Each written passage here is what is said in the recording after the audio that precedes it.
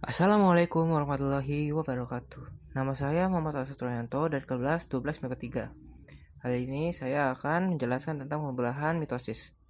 Pertama ada interfase, terjadi persiapan dan penimbunan energi oleh sel untuk melakukan pembelahan. Dalam tahap ini, kromosom tidak terlihat karena masih dalam bentuk kromatin. Di bagian luar inti sel terdapat sentrosom.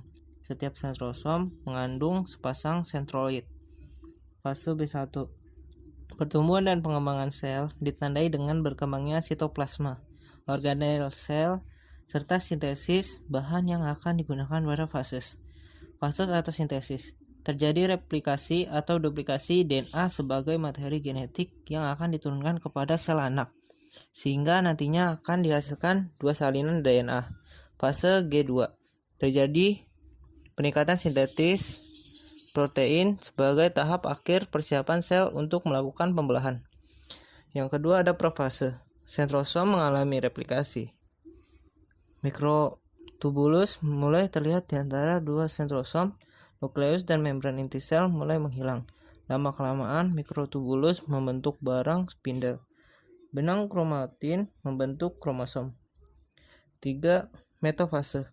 Nukleus dan membran inti sel tidak terlihat. Pasangan kromatid bergerak ke bagian tengah inti sel atau bidang ekuator dan membentuk lempeng metafase. Bisa dihitung dengan tepat dan juga bisa diamati dengan jelas. Yang keempat ada anafase, pemisahan kromatid dari bagian sentromer. Masing-masing kromosom ditarik oleh benang-benang spindel menuju kutub yang berlawanan. Sitokinesis juga mulai terjadi. Sitokinesis adalah fase pembelahan sitoplasma, organel, dan membran seluler, yang nantinya akan menghasilkan dua sel disebut sel anak. Yang kelima ada telofase, kromosom telah sampai di kutubnya masing-masing. Benang-benang spindel mulai berkurang dan membran sel inti sel juga mulai terbentuk.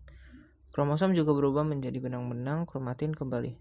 Kemudian sitokinesis selesai. Sel telah membelah menghasilkan dua sel anak dengan kromosom 2ND diploid. Sekian dari saya. Kurang lebih mohon maaf. Assalamualaikum warahmatullahi wabarakatuh.